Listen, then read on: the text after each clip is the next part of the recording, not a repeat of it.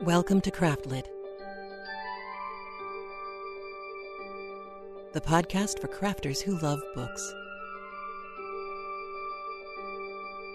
My name is Heather Ordover, and I'm podcasting from where the Delaware River meets the Old York Road, New Hope, Pennsylvania. Episode 463, Beach! This episode of Craftlit is brought to you by its listeners. Many thanks and much gratefulness to all of the listeners who have gone over to patreon.com/craftlit and pledged their support to the show. We couldn't do it without you. Thank you. Well, hello. You are hearing me, but I am not here for you. I am at the beach right now. Or actually, I'm on my way to the beach right now. But that doesn't mean I could let you suffer because, chapters. So I told you last week that we have 95, 96, and 97. Those are our chapters for today. Father and daughter, marriage contract, and the road for Belgium. Now, we had 3 big chapters last week. We've got 3 big chapters this week. And you may wonder why I'm stuffing so many chapters together at one time, aside from just, holy garbanzo beans, let's get to the end of the book.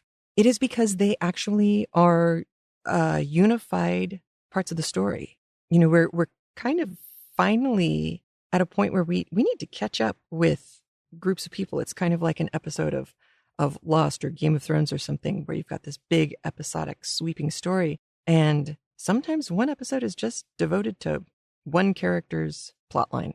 So last week we dealt with Fernand, and that was a one-off, but it wasn't long enough. So Valentine and a confession were the 2 that were unified.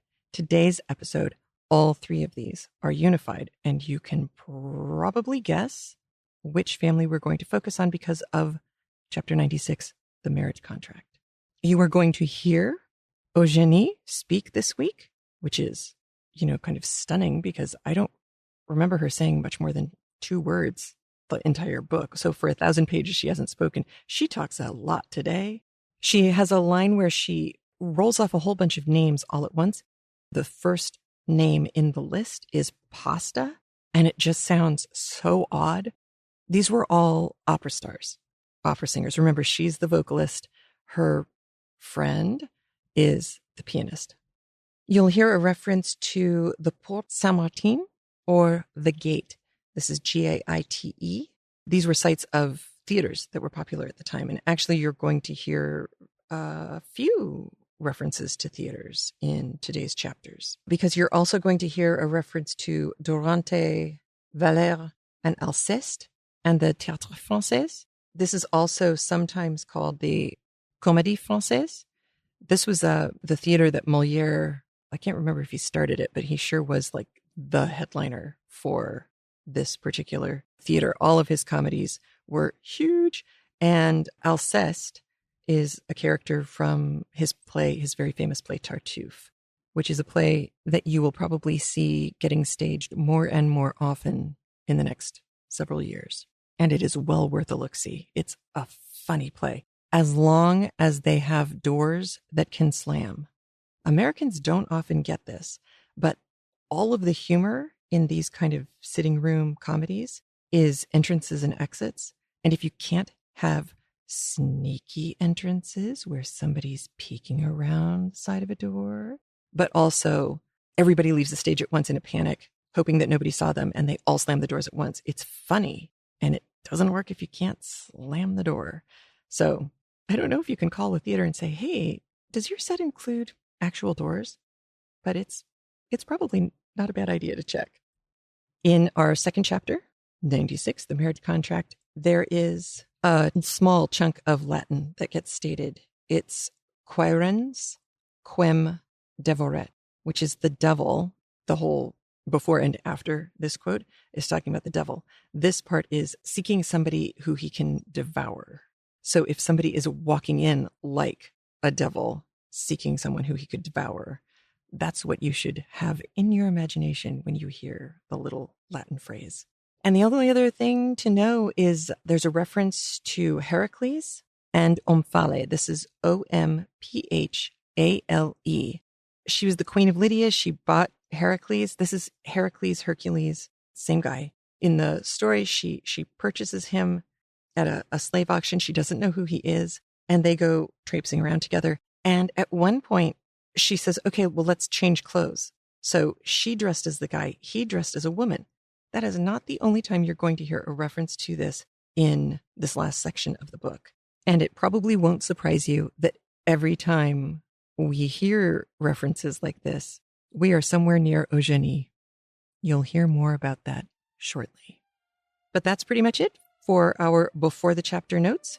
So let's listen to chapter 95, 96, and 97, Father and Daughter, the Marriage Contract, and The Road for Belgium in The Count of Monte Cristo by Alexandre Dumas. Chapter 95, Father and Daughter.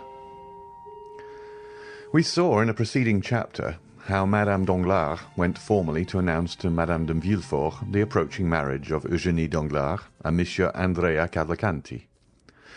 This announcement, which implied, or appeared to imply, the approval of all the persons concerned in this momentous affair, had been preceded by a scene to which our readers must be admitted.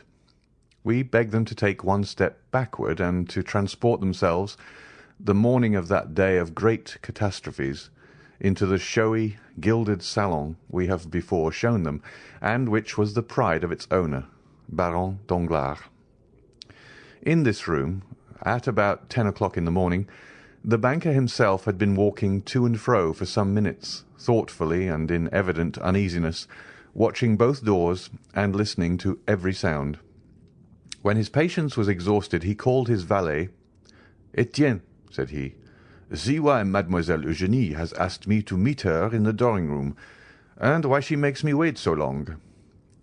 Having given this vent to his ill-humour, the Baron became more calm.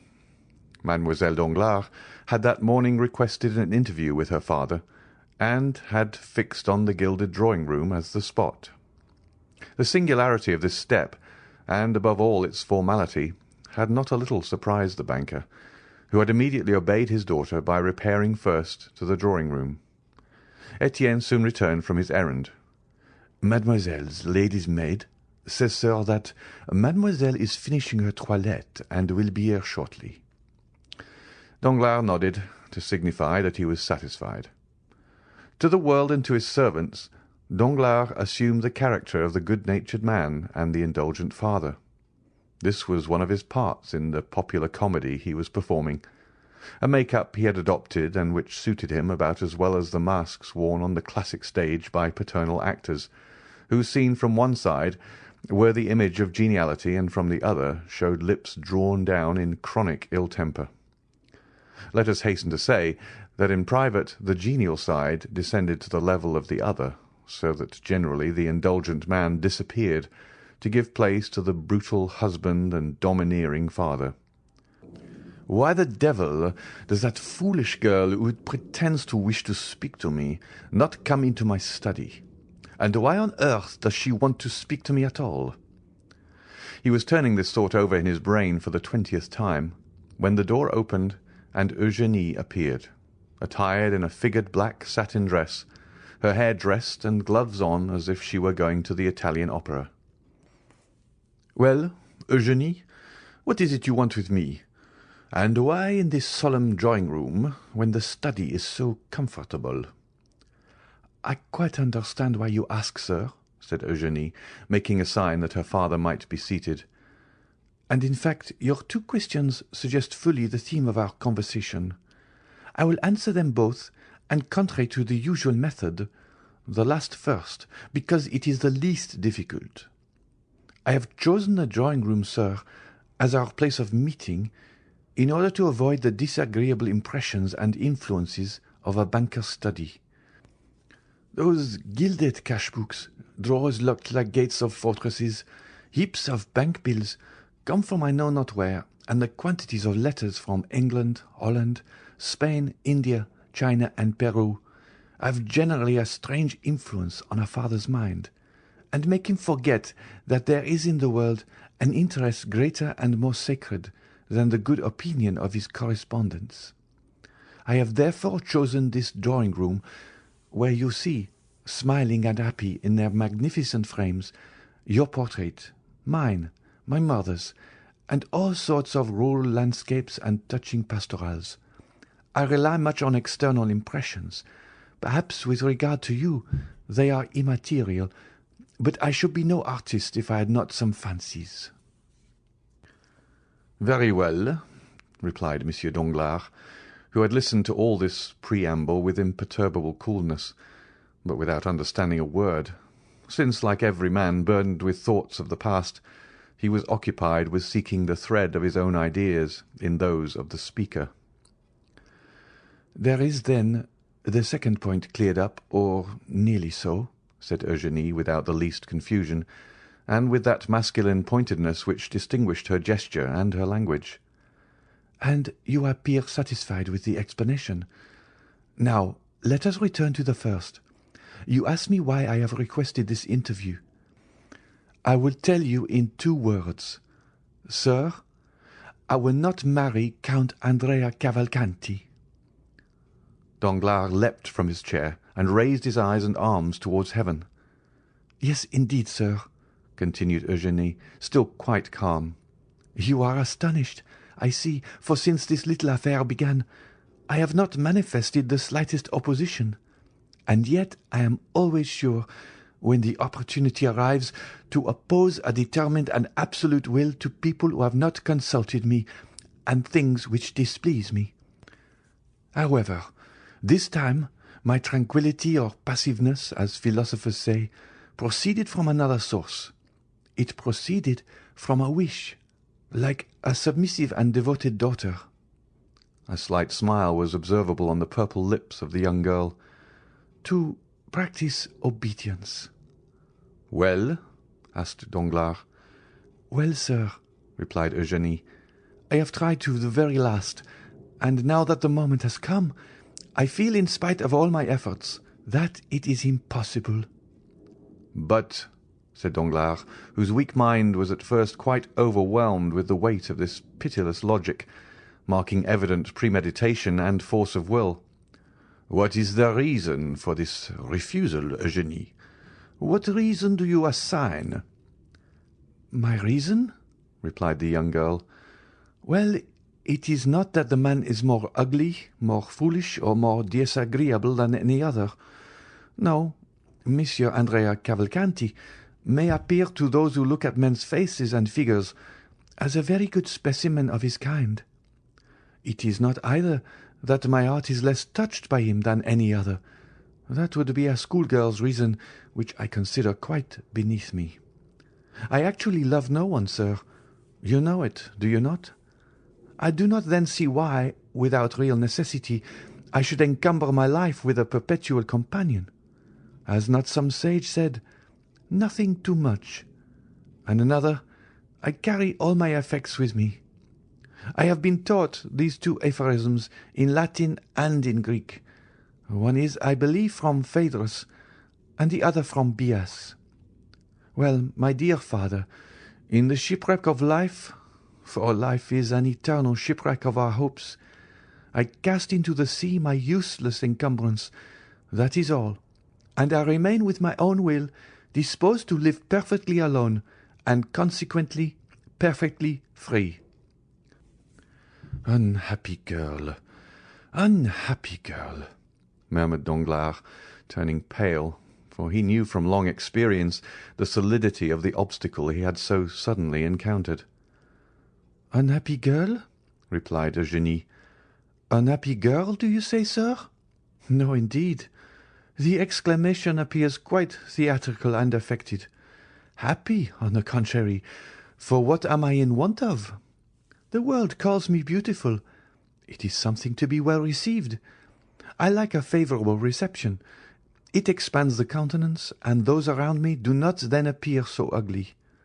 I possess a share of wit and a certain relative sensibility which enables me to draw from life in general, for the support of mine, all I meet with that is good, like the monkey who cracks the nut to get at its contents. I am rich, for you have one of the first fortunes in France. I am your only daughter, and you are not so exacting as the fathers of the Porte Saint-Martin and Gaiety, who disinherit their daughters for not giving them grandchildren. Besides, the provident law has deprived you of the power to disinherit me, at least entirely, as it has also of the power to compel me to marry Monsieur this or Monsieur that, and so, being beautiful, witty, somewhat talented, as the comic operas say, and rich, and that is happiness, sir, why do you call me unhappy?" Danglars, seeing his daughter smiling, and proud even to insolence, could not entirely repress his brutal feelings, but they betrayed themselves only by an exclamation. Under the fixed and inquiring gaze levelled at him from under those beautiful black eyebrows, he prudently turned away, and calmed himself immediately, daunted by the power of a resolute mind. "Truly, my daughter," replied he with a smile, "you are all you boast of being, excepting one thing. I will not too hastily tell you which, but would rather leave you to guess it." Eugénie looked at Danglars, much surprised that one flower of her crown of pride, with which she had so superbly decked herself, should be disputed. "My daughter," continued the banker, "you have perfectly explained to me the sentiments which influence a girl like you, who is determined she will not marry. Now it remains for me to tell you the motives of a father like me, who has decided that his daughter shall marry." Eugénie bowed, not as a submissive daughter, but as an adversary prepared for a discussion. "My daughter," continued Danglars, "when a father asks his daughter to choose a husband, he has always some reason for wishing her to marry. Some are affected with the mania of which you spoke just now, that of living again in their grandchildren.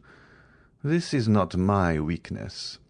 I tell you at once, family joys have no charm for me. I may acknowledge this to a daughter whom I know to be philosophical enough to understand my indifference, and not to impute it to me as a crime." "This is not to the purpose," said Eugénie. "Let us speak candidly, sir. I admire candour." "Oh," said Danglars, "I can, when circumstances render it desirable, adopt your system, although it may not be my general practice. I will therefore proceed. I have proposed to you to marry, not for your sake, for indeed I do not think of you in the least at the moment. You admire candour, and will now be satisfied, I hope, but because it suited me to marry you as soon as possible, on account of certain commercial speculations I am desirous of entering into." Eugénie became uneasy. "It is just as I tell you, I assure you, and you must not be angry with me, for you have sought this disclosure. I do not willingly enter into arithmetical explanations with an artist like you, who fears to enter my study, lest she should imbibe disagreeable or anti-poetic impressions and sensations. But in that same banker's study, where you were very willingly presented yourself yesterday to ask for the 1,000 francs I give you monthly for pocket-money, you must know, my dear young lady, that many things may be learned, useful even to a girl who will not marry. There one may learn, for instance, what, out of regard to your nervous susceptibility, I will inform you of in the drawing-room, namely, that the credit of a banker is his physical and moral life, that credit sustains him as breath animates the body, and Monsieur de Monte Cristo once gave me a lecture on that subject, which I have never forgotten. There we may learn that as credit sinks, the body becomes a corpse, and this is what must happen very soon to the banker who is proud to own so good a logician as you for his daughter." But Eugénie, instead of stooping, drew herself up under the blow. "Ruined?" said she. "Exactly, my daughter. That is precisely what I mean," said Danglars, almost digging his nails into his breast, while he preserved on his harsh features the smile of the heartless though clever man. Ruined. Yes, that is it. Ah, said Eugenie. Yes, ruined. Now it is revealed, this secret so full of horror, as the tragic poet says. Now, my daughter, learn from my lips how you may alleviate this misfortune, so far as it will affect you. Oh, cried Eugenie, you are a bad physiognomist, if you imagine I deplore on my own account the catastrophe of which you warn me. I ruined? And what will that signify to me? Have I not my talent left? Can I not, like Pasta, Malibran, Grisi, acquire for myself what you would never have given me? Whatever might have been your fortune, 100 or 150,000 livres per annum, for which I shall be indebted to no one but myself, and which, instead of being given as you gave me those poor 12,000 francs, with sour looks and reproaches for my prodigality, will be accompanied with acclamations, with bravos, and with flowers. And if I do not possess that talent, which your smiles prove to me you doubt, should I not still have that ardent love of independence, which will be a substitute for wealth, and which, in my mind, supersedes even the instinct of self-preservation? No, I grieve not on my own account. I shall always find a resource. My books, my pencils, my piano, all the things which cost but little, and which I shall be able to procure, will remain my own. Do you think that I sorrow for Madame Danglars? Undeceive yourself again. Either I am greatly mistaken, or she has provided against the catastrophe which threatens you, and which will pass over without affecting her. She has taken care for herself, at least I hope so, for her attention has not been diverted from her projects by watching over me. She has fostered my independence by professedly indulging my love for liberty. Oh no, sir, from my childhood I have seen too much, and understand too much, of what has passed around me, for misfortune to have an undue power over me. From my earliest recollections, I have been beloved by no one. So much the worse. That has naturally led me to love no one. So much the better. Now you have my profession of faith. Then, said Danglars, pale with anger, which was not at all due to offended paternal love, then, mademoiselle, you persist in your determination to accelerate my ruin? Your ruin? I accelerate your ruin? What do you mean? I do not understand you. So much the better. I have a ray of hope left. Listen. I am all attention, said Eugenie, looking so earnestly at her father that it was an effort for the latter to endure her unrelenting gaze. Monsieur Cavalcanti, continued Danglars, is about to marry you, and will place in my hands his fortune, amounting to 3 million livres. That is admirable, said Eugenie with sovereign contempt, smoothing her gloves out, one upon the other.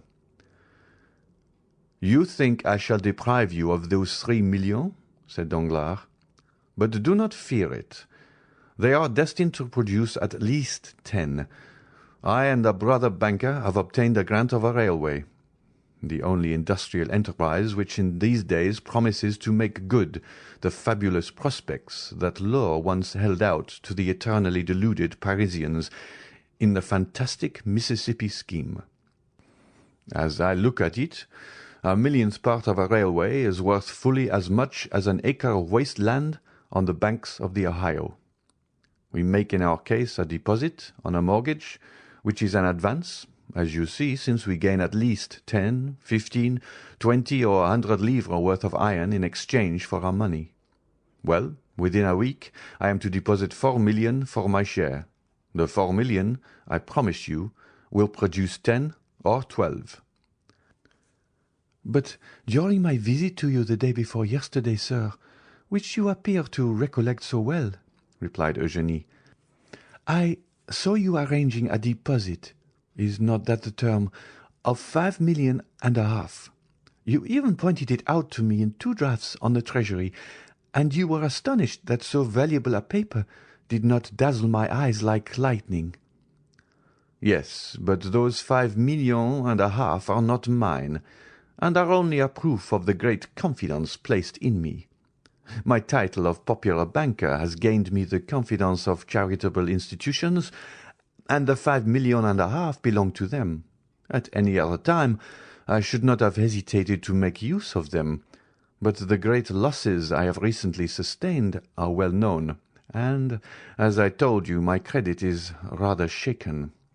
That deposit may be at any moment withdrawn, and if I had employed it for another purpose, I should bring on me a disgraceful bankruptcy.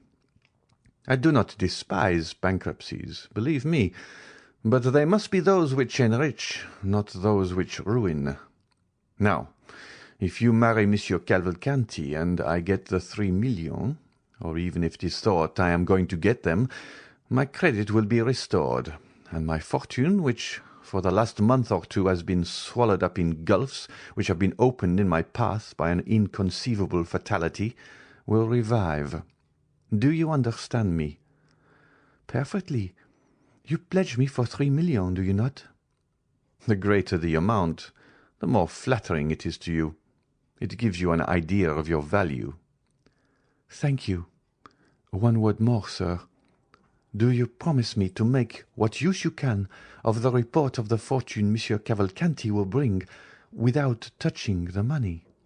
This is no act of selfishness, but of delicacy. I am willing to help rebuild your fortune, but I will not be an accomplice in the ruin of others. But since I tell you, cried Danglars, that with these 3 millions, do you expect to recover your position, sir, without touching those 3 millions? I hope so, if the marriage should take place and confirm my credit. Shall you be able to pay Monsieur Cavalcanti the 500,000 francs you promise for my dowry? He shall receive them on returning from the mayor's. Very well. What next? What more do you want? I wish to know if, in demanding my signature, you leave me entirely free in my person. Absolutely. Then, as I said before, sir, very well. I am ready to marry Monsieur Cavalcanti. But what are you up to? Ah, that is my affair. What advantage should I have over you, if, knowing your secret, I were to tell you mine? Danglars bit his lips. Then, said he, you are ready to pay the official visits, which are absolutely indispensable? Yes, replied Eugénie. And to sign the contract in 3 days? Yes. Then in my turn I also say, very well. Danglars pressed his daughter's hand in his. But, extraordinary to relate, the father did not say, thank you, my child. Nor did the daughter smile at her father. Is the conference ended? asked Eugénie, rising. Danglars motioned that he had nothing more to say. 5 minutes afterwards, the piano resounded to the touch of Mademoiselle d'Armilly's fingers, and Mademoiselle Danglars was singing Brabantio's Malediction on Desdemona. At the end of the piece, Etienne entered, and announced to Eugénie that the horses were in the carriage, and that the Baroness was waiting for her to pay her visits. We have seen them at Villefort. They proceeded then on their course. End of chapter 95. Chapter 96. The Contract. 3 days after the scene we have just described, namely towards 5 o'clock in the afternoon of the day fixed for the signature of the contract between Mademoiselle Eugénie Danglars and Andrea Cavalcanti, whom the banker persisted in calling Prince, a fresh breeze was stirring the leaves in the little garden in front of the Count of Monte Cristo's house, and the Count was preparing to go out. While his horses were impatiently pawing the ground, held in by the coachman who had been seated a quarter of an hour on his box, the elegant phaeton with which we are familiar rapidly turned the angle of the entrance gate and cast out on the doorsteps Monsieur Andrea Cavalcanti, as decked up and gay as if he were going to marry a princess. He inquired after the Count with his usual familiarity, and ascending lightly to the second story, met him at the top of the stairs. The Count stopped on seeing the young man. As for Andrea, he was launched, and when he was once launched, nothing stopped him. "Ah, good morning, my dear Count," said he. "Ah, Monsieur Andrea," said the latter, with his half-jesting tone. "How do you do?" "Charmingly, as you see. I am come to talk to you about 1,000 things. But first tell me, were you going out or just returned?" "I was going out, sir." "Then in order not to hinder you, I would get up with you, if you please, in your carriage, and Tom shall follow with my phaeton in tow." "No," said the Count, with an imperceptible smile of contempt, for he had no wish to be seen in the young man's society. "No, I prefer listening to you here, my dear Monsieur Andrea. We can chat better indoors, and there is no coachman to overhear our conversation." The Count returned to a small drawing-room on the first floor, sat down, and crossing his legs, motioned to the young man to take a seat also. Andrea assumed his gayest manner. "You know, my dear Count," said he, "the ceremony is to take place this evening. At 9 o'clock the contract is to be signed at my father-in-law's." "Ah, indeed," said Monte Cristo. "What, is it news to you? Has not Monsieur Danglars informed you of the ceremony?" "Ah, yes," said the Count. "I received a letter from him yesterday, but I do not think the hour was mentioned." "Possibly my father-in-law trusted to its general notoriety." "Well," said Monte Cristo, "you are fortunate, Monsieur Cavalcanti. It is a most suitable alliance you are contracting, and Mademoiselle Danglars is a handsome girl." "Yes, indeed she is," replied Cavalcanti in a very modest tone. "Above all, she is very rich, at least I believe so," said Monte Cristo. "Very rich, do you think?" replied the young man. "Doubtless. It is said Monsieur Danglars conceals at least half of his fortune."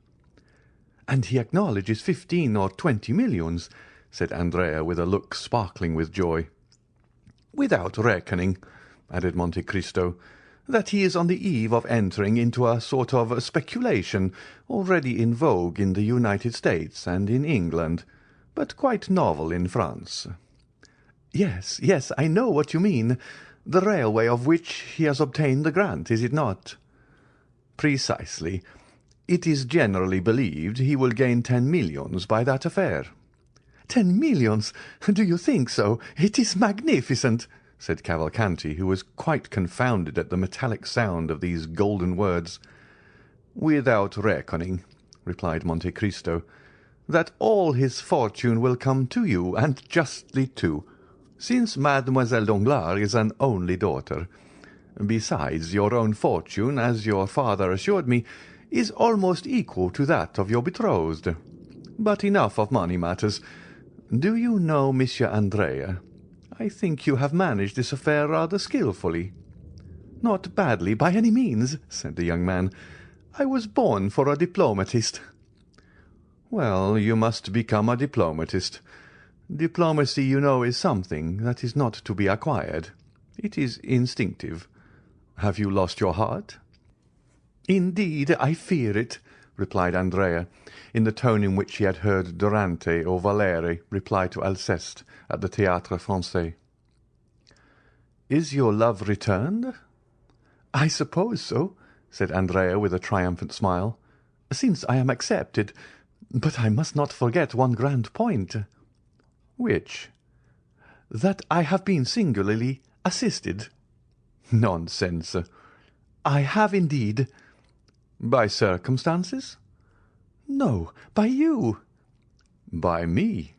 Not at all, Prince," said Monte Cristo, laying a marked stress on the title. "What have I done for you? Are not your name, your social position, and your merit sufficient?" "No," said Andrea. "No, it is useless for you to say so, Count. I maintain that the position of a man like you has done more than my name, my social position, and my merit." "You are completely mistaken, sir," said Monte Cristo coldly, who felt the perfidious manoeuvre of the young man, and understood the bearing of his words. "You only acquired my protection after the influence and fortune of your father had been ascertained. For, after all, who procured for me, who had never seen either you or your illustrious father, the pleasure of your acquaintance? Two of my good friends, Lord Wilmore and the Abbé Busoni. What encouraged me not to become your surety, but to patronize you? Your father's name, so well known in Italy and so highly honoured. Personally, I do not know you." This calm tone and perfect ease made Andrea feel that he was, for the moment, restrained by a more muscular hand than his own, and that the restraint could not be easily broken through. "Oh, then my father has a really very large fortune, Count." "It appears so, sir," replied Monte Cristo. "Do you know if the marriage settlement he promised me has come?" "I have been advised of it." "But the 3 millions?" "The 3 millions are probably on the road." "Then I shall really have them." "Oh, well," said the Count, "I do not think you have yet known the want of money." Andrea was so surprised that he pondered the matter for a moment. Then, arousing from his reverie, "Now, sir, I have one request to make to you, which you will understand, even if it should be disagreeable to you." "Proceed," said Monte Cristo. "I have formed an acquaintance, thanks to my good fortune, with many noted persons, and have, at least for the moment, a crowd of friends. But marrying, as I am about to do before all Paris, I ought to be supported by an illustrious name, and in the absence of the paternal hand some powerful one ought to lead me to the altar. Now, my father is not coming to Paris, is he? He is old, covered with wounds, and suffers dreadfully, he says, in travelling." "Indeed?" "Well, I am come to ask a favour of you." "Of me?" "Yes, of you." "And pray what may it be?" "Well, to take his part." "Ah, my dear sir! What, after the varied relations I have had the happiness to sustain towards you, can it be that you know me so little as to ask such a thing? Ask me to lend you 500,000, and, although such a loan is somewhat rare, on my honour you should annoy me less.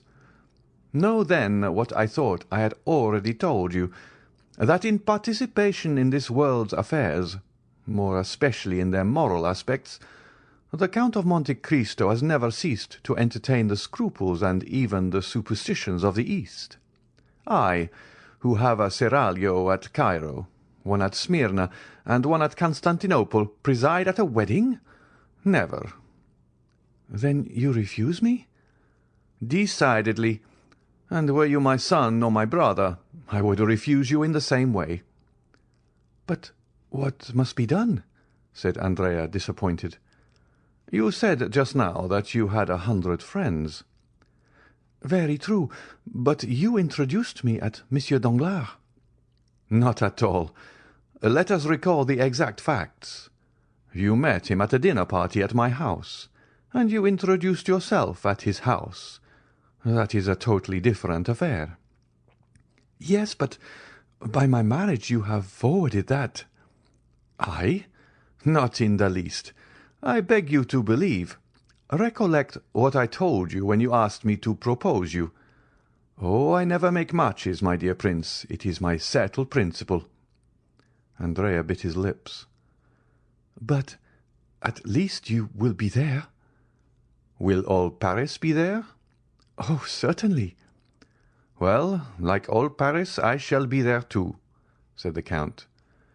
"And will you sign the contract?" "I see no objection to that. My scruples do not go thus far." "Well, since you will grant me no more, I must be content with what you give me. But one word more, Count." "What is it?" "Advice." "Be careful. Advice is worse than a service." "Oh, you can give me this without compromising yourself." "Tell me what it is." "Is my wife's fortune 500,000 livres?" That is the sum Monsieur Danglars himself announced." "Must I receive it, or leave it in the hands of the notary?" "This is the way such affairs are generally arranged when it is wished to do them stylishly. Your two solicitors appoint a meeting. When the contract is signed, for the next or the following day, then they exchange the two portions, for which they each give a receipt. Then, when the marriage is celebrated, they place the amount at your disposal as the chief member of the alliance." "Because," said Andrea with a certain ill-concealed uneasiness, "I thought I heard my father-in-law say that he intended embarking our property in that famous railway affair of which you spoke just now." "Well," replied Monte Cristo, "it will be the way everybody says of trebling your fortune in 12 months. Baron Danglars is a good father, and knows how to calculate." "In that case," said Andrea, "everything is all right excepting your refusal, which quite grieves me."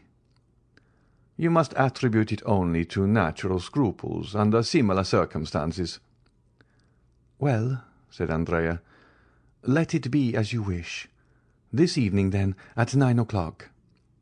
"Adieu till then." Notwithstanding a slight resistance on the part of Monte Cristo, whose lips turned pale, but who preserved his ceremonious smile, Andrea seized the Count's hand, pressed it, jumped into his phaeton, and disappeared. The 4 or 5 remaining hours before 9 o'clock arrived, Andrea employed in riding, paying visits, designed to induce those of whom he had spoken to appear at the banker's in their gayest equipage, dazzling them by promises of shares in schemes which have since turned every brain, and in which Danglars was just taking the initiative. In fact, at 8:30 in the evening, the grand salon, the gallery adjoining, and the 3 other drawing-rooms on the same floor were filled with a perfumed crowd, who sympathized but little in the event, but who all participated in that love of being present wherever there is anything fresh to be seen. An academician would say that the entertainments of the fashionable world are collections of flowers which attract inconstant butterflies, famished bees, and buzzing drones. No one could deny that the rooms were splendidly illuminated.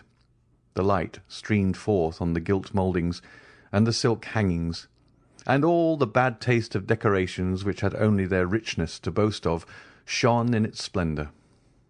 Mademoiselle Eugénie was dressed with elegant simplicity in a figured white silk dress, and a white rose half concealed in her jet-black hair was her only ornament, unaccompanied by a single jewel.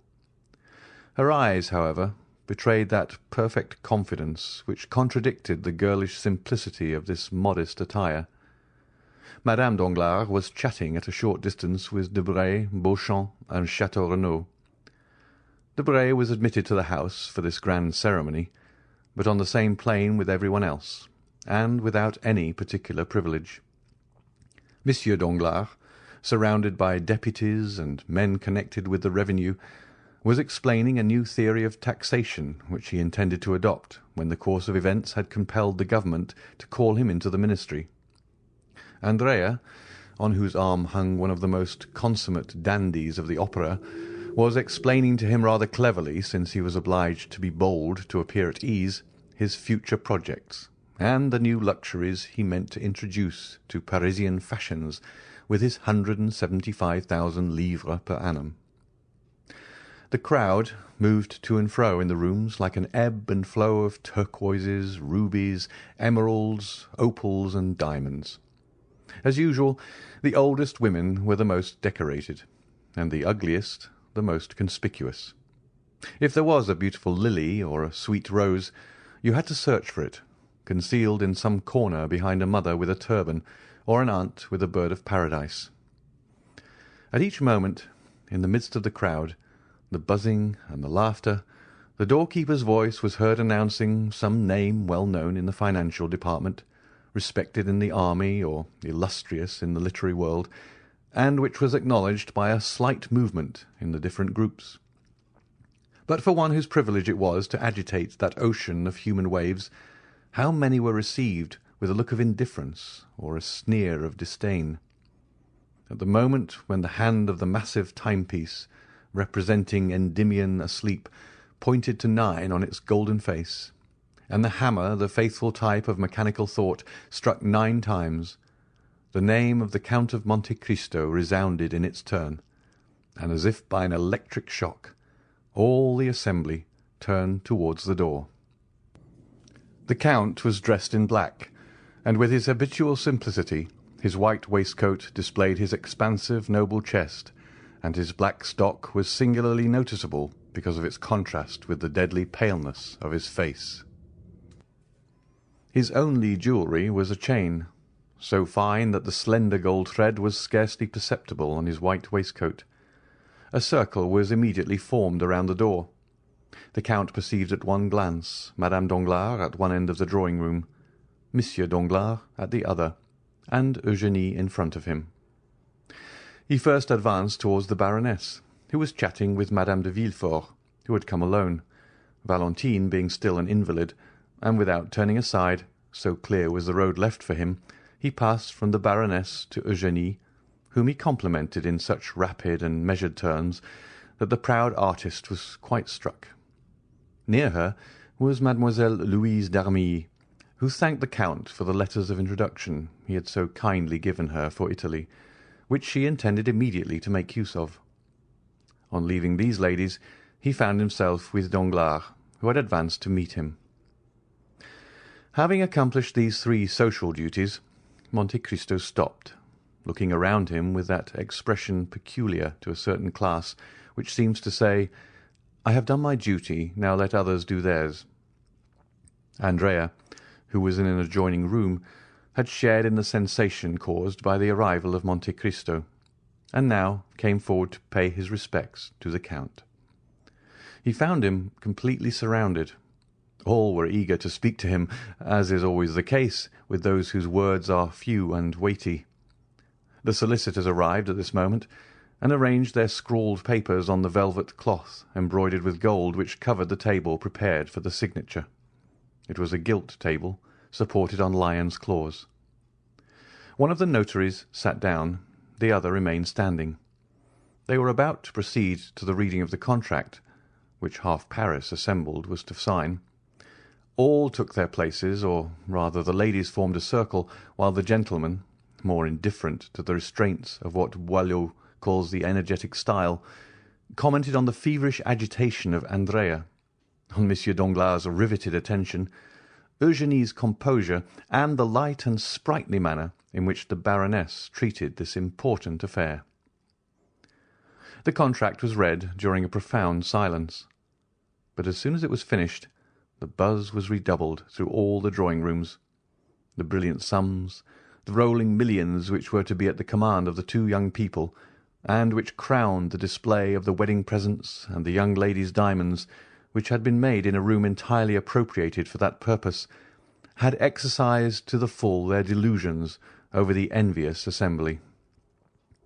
Mademoiselle Danglars' charms were heightened in the opinion of the young men, and for the moment seemed to outvie the sun in splendour.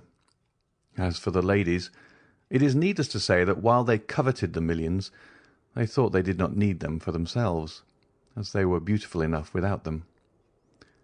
Andrea, surrounded by his friends, complimented, flattered, beginning to believe in the reality of his dream, was almost bewildered. The notary solemnly took the pen, flourished it above his head, and said, "Gentlemen, we are about to sign the contract." The Baron was to sign first, then the representative of Monsieur Cavalcanti senior, then the Baroness, afterwards the future couple, as they are styled in the abominable phraseology of legal documents. The Baron took the pen and signed, then the representative. The Baroness approached, leaning on Madame de Villefort's arm. "My dear," said she, as she took the pen, "is it not vexatious? An unexpected incident in the affair of murder and theft at the Count of Monte Cristo's, in which he nearly fell a victim, deprives us of the pleasure of seeing Monsieur de Villefort." "Indeed," said Monsieur Danglars, in the same tone in which he would have said, "Oh, well, what do I care?" "As a matter of fact," said Monte Cristo, approaching, "I am much afraid that I am the involuntary cause of his absence." "What, you, Count?" said Madame Danglars, signing. "If you are, take care, for I shall never forgive you." Andrea pricked up his ears. "But it is not my fault, as I shall endeavour to prove." Everyone listened eagerly. Monte Cristo, who so rarely opened his lips, was about to speak. "You remember," said the Count, during the most profound silence, "that the unhappy wretch who came to rob me died at my house.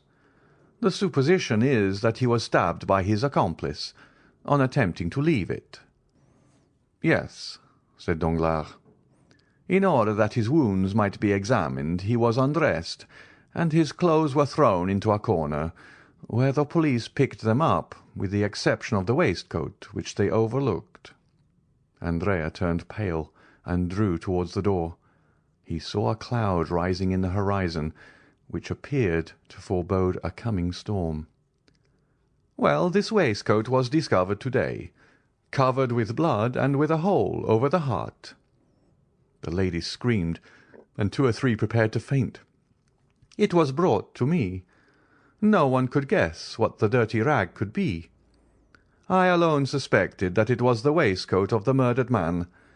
My valet, in examining this mournful relic, felt a paper in the pocket and drew it out. It was a letter addressed to you, Baron." "To me?" cried Danglars.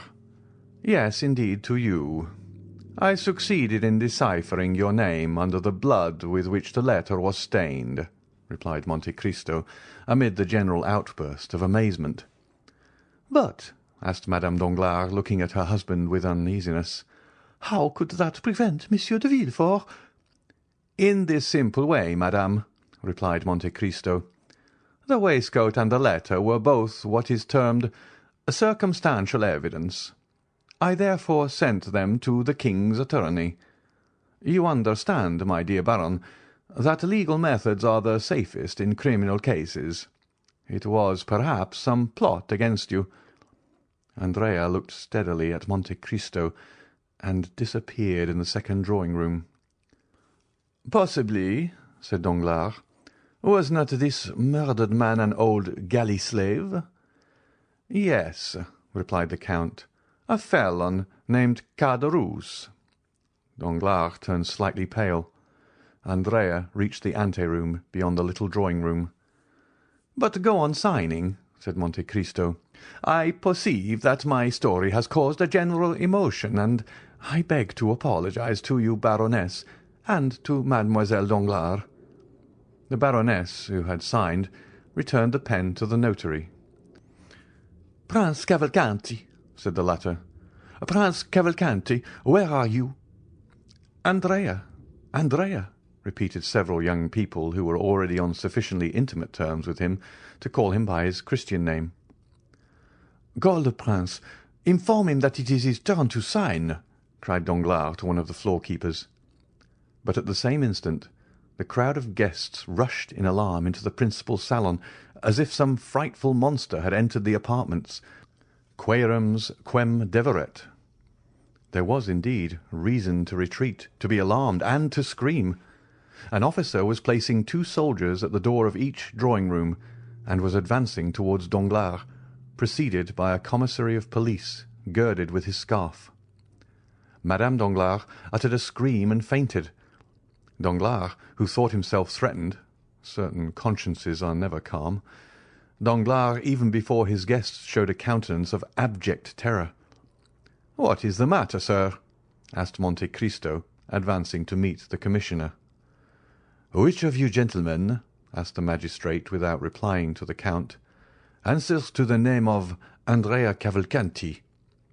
A cry of astonishment was heard from all parts of the room. They searched, they questioned. "But who then is Andrea Cavalcanti?" asked Danglars in amazement. "A galley slave, escaped from confinement at Toulon." "And what crime has he committed?" "He is accused," said the commissary with his inflexible voice, "of having assassinated the man named Caderousse, his former companion in prison, at the moment he was making his escape from the house of the Count of Monte Cristo." Monte Cristo cast a rapid glance around him. Andrea was gone. End of chapter 96. Chapter 97. The Departure for Belgium. A few minutes after the scene of confusion produced in the salons of Monsieur Danglars by the unexpected appearance of the brigade of soldiers, and by the disclosure which had followed, the mansion was deserted with as much rapidity as if a case of plague or of cholera morbus had broken out among the guests. In a few minutes, through all the doors, down all the staircases, by every exit, everyone hastened to retire, or rather to fly, for it was a situation where the ordinary condolences, which even the best friends are so eager to offer in great catastrophes, were seen to be utterly futile. There remained in the banker's house only Danglars, closeted in his study and making his statement to the officer of gendarmes, Madame Danglars, terrified, in the boudoir with which we are acquainted, and Eugénie, who with a haughty air and disdainful lip had retired to her room with her inseparable companion, Mademoiselle Louise d'Armilly. As for the numerous servants, more numerous that evening than usual, for their number was augmented by cooks and butlers from the Café de Paris, venting on their employers their anger at what they termed the insult to which they had been subjected, they collected in groups in the hall, in the kitchens, or in their rooms, thinking very little of their duty, which was thus naturally interrupted. Of all this household, only two persons deserve our notice. These are Mademoiselle Eugénie Danglars and Mademoiselle Louise d'Armilly. The betrothed had retired, as we said, with haughty air, disdainful lip, and the demeanour of an outraged queen, followed by her companion, who was paler and more disturbed than herself. On reaching her room, Eugénie locked her door, while Louise fell on a chair. "Ah, what a dreadful thing!" said the young musician. "Who would have suspected it? Monsieur Andrea Cavalcanti, a murderer, a galley slave escaped, a convict!" An ironical smile curled the lip of Eugénie. "In truth, I was fated," said she. "I escaped the Morcerf only to fall into the Cavalcanti." "Oh, do not confound the two, Eugénie. Hold your tongue. The men are all infamous, and I am happy to be able now to do more than detest them. I despise them." "What shall we do?" asked Louise. "What shall we do?" "Yes." "Why, the same we had intended doing 3 days since. Set off." "What? Although you are not now going to be married, you intend still—" "Listen, Louise. I hate this life of the fashionable world, always ordered, measured, ruled like our music paper. What I have always wished for, desired and coveted, is the life of an artist, free and independent, relying only on my own resources and accountable only to myself. Remain here? What for? That they may try a month hence to marry me again? And to whom? Monsieur Debray, perhaps, as it was once proposed. No, Louise, no. This evening's adventure will serve for my excuse. I did not seek one. I did not ask for one. God sends me this, and I hail it joyfully." "How strong and courageous you are!" said the fair, frail girl to her brunette companion. "Do you not know me? Come, Louise, let us talk of our affairs. The post-chaise was happily brought 3 days since." "Have you had it sent where we are to go for it?" "Yes." "Our passport?" "Here it is." And Eugénie, with her usual precision, opened a printed paper and read: "Monsieur Léon d'Armilly, 20 years of age, profession artist, hair black, eyes black, travelling with his sister." "Capital! How did you get this passport?" "When I went to ask Monsieur de Monte Cristo for letters to the directors of the theatres at Rome and Naples, I expressed my fears of travelling as a woman. He perfectly understood them, and undertook to procure for me a man's passport. And 2 days after I received this, to which I had added with my own hand, travelling with his sister." "Well," said Eugénie cheerfully, "we have then only to pack our trunks. We shall start the evening of the signing of the contract, instead of the evening of the wedding. That is all." "But consider the matter seriously, Eugénie." "Oh, I am done with considering. I am tired of hearing only of market reports, of the end of the month, of the rise and fall of Spanish funds, of Haytian bonds. Instead of that, Louise, do you understand? Air, liberty, melody of birds, plains of Lombardy, Venetian canals, Roman palaces, the Bay of Naples. How much have we, Louise?" The young girl to whom this question was addressed drew from an inlaid secretary a small portfolio with a lock, in which she counted 23 bank-notes. 23,000 francs, said she. "And as much at least in pearls, diamonds, and jewels," said Eugénie. "We are rich. With 45,000 francs we can live like princesses for 2 years, and comfortably for 4. But before 6 months, you with your music, and I with my voice, we shall double our capital. Come, you shall take charge of the money, I of the jewel box, so that if one of us has the misfortune to lose her treasure, the other will still have hers left. Now, the portmanteau. Let us make haste. The portmanteau." "Stop," said Louise, going to listen at Madame Danglars' door. "What do you fear?" "That we may be discovered." "The door is locked." "They may tell us to open it." "They may if they like, but we will not." "You are a perfect Amazon, Eugénie." And the 2 young girls began to heap into a trunk all the things they thought they should require. "There now," said Eugénie. "While I change my costume, do you lock the portmanteau." Louise pressed with all the strength of her little hands on the top of the portmanteau. "But I cannot," said she. "I am not strong enough. Do you shut it?" "Ah, you do well to ask," said Eugénie, laughing. "I forgot that I was Hercule, and you only the pale Omphale." And the young girl, kneeling on the top, pressed the 2 parts of the portmanteau together, and Mademoiselle d'Armilly passed the bolt of the padlock through. When this was done, Eugénie opened a drawer of which she kept the key, and took from it a wadded violet silk travelling cloak. "Here," said she, "you see I have thought of everything. With this cloak you will not be cold." "But you?" "Oh, I am never cold, you know. Besides, with these men's clothes—" "Will you dress here?" "Certainly." "Shall you have time?" "Do not be uneasy, you little coward. All our servants are busy, discussing the grand affair. Besides, what is there astonishing when you think of the grief I ought to be in, that I shut myself up? Tell me." "No, truly, you comfort me." "Come and help me." From the same drawer she took a man's complete costume, from the boots to the coat, and a provision of linen, where there was nothing superfluous but every requisite. Then, with a promptitude which indicated that this was not the first time she had amused herself by adopting the garb of the opposite sex, Eugénie drew on the boots and pantaloons, tied her cravat, buttoned her waistcoat up to the throat, and put on a coat which admirably fitted her beautiful figure. "Oh, that is very good, indeed, it is very good," said Louise, looking at her with admiration. "But that beautiful black hair, those magnificent braids, which made all the ladies sigh with envy, will they go under a man's hat like the one I see down there?"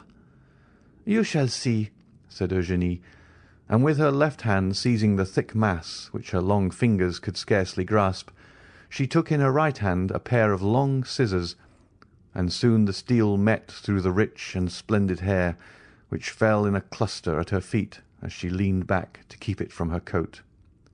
Then she grasped the front hair, which she also cut off, without expressing the least regret. On the contrary, her eyes sparkled with greater pleasure than usual under her ebony eyebrows. "Oh, the magnificent hair!" said Louise with regret. "And am I not 100 times better thus?" cried Eugénie, smoothing the scattered curls of her hair, which had now quite a masculine appearance. "And do you not think me handsomer so? "Oh, you are beautiful, always beautiful," cried Louise. "Now, where are you going?" "To Brussels. If you like, it is the nearest frontier. We can go to Brussels, Liège, Aix-la-Chapelle, then up the Rhine to Strasbourg. We will cross Switzerland and go down into Italy by the Saint-Gothard. Will that do?" "Yes." "What are you looking at?" "I am looking at you. Indeed, you are adorable like that. One would say you were carrying me off."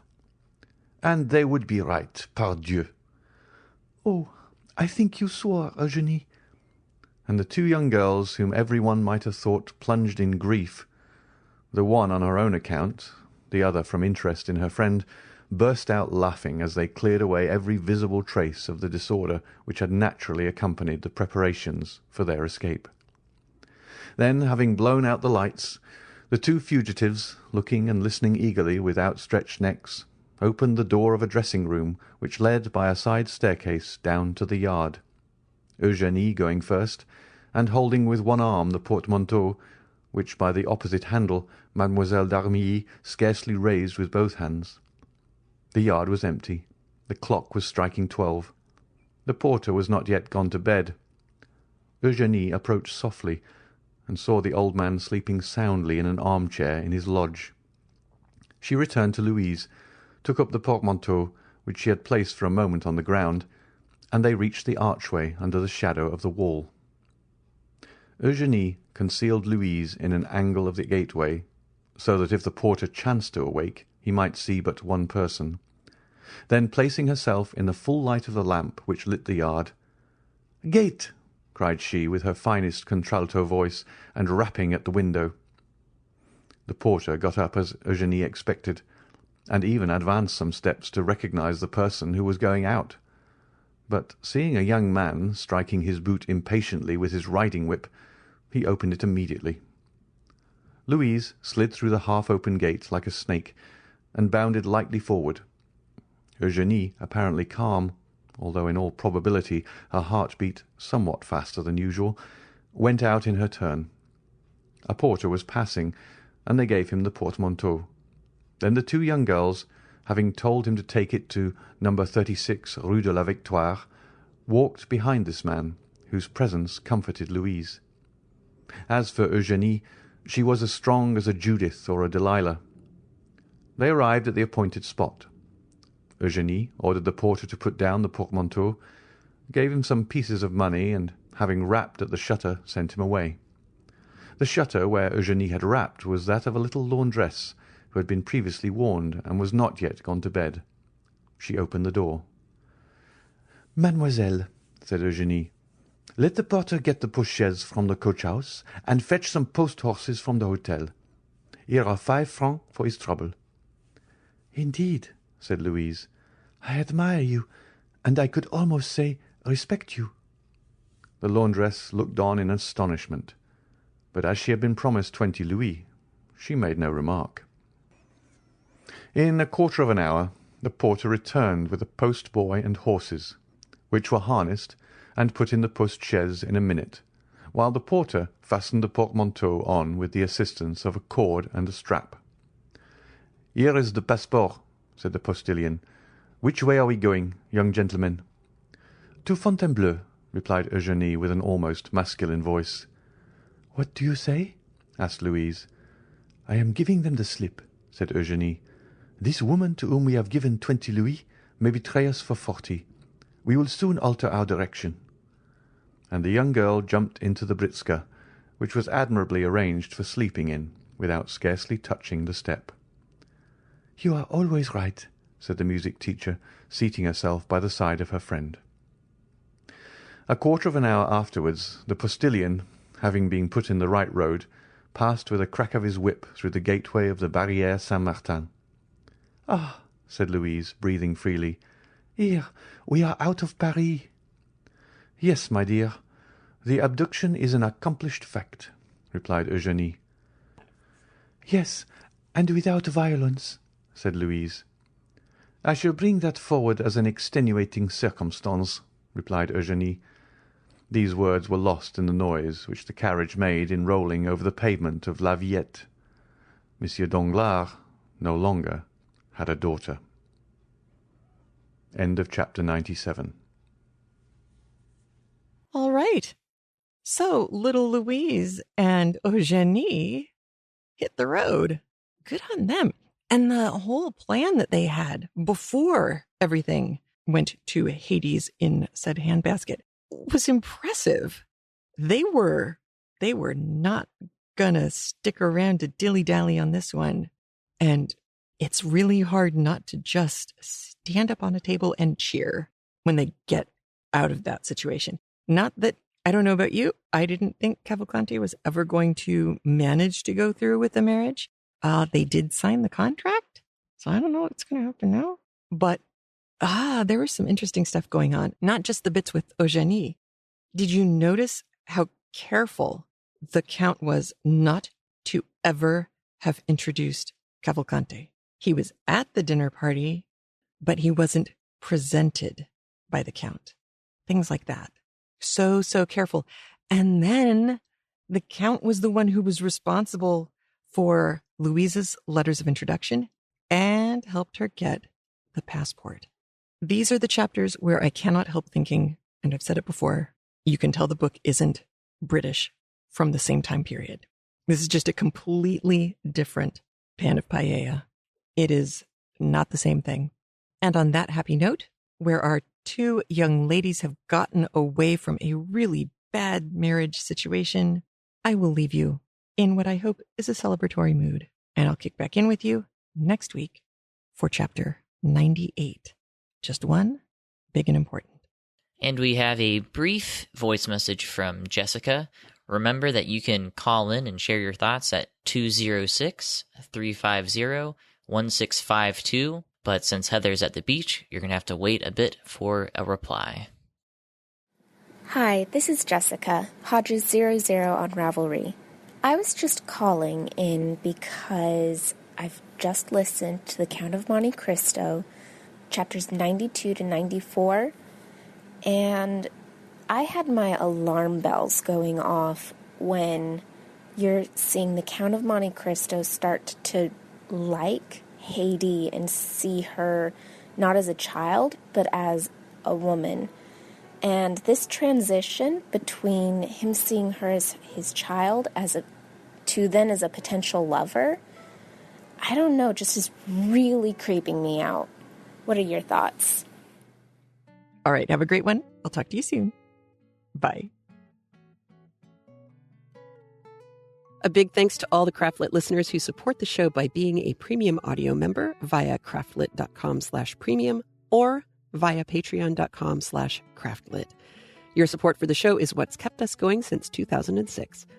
If you feel like getting free audio pretty much every week, please consider supporting the show by heading over to patreon.com/craftlit and pledging what you feel the show is worth to you. If you can't support the show that way, consider leaving a review at iTunes or at our facebook.com/craftlit page, or follow @craftlit on Twitter and share the show with your followers too. And remember, if your hands are too busy to pick up a book, at least you can turn one on.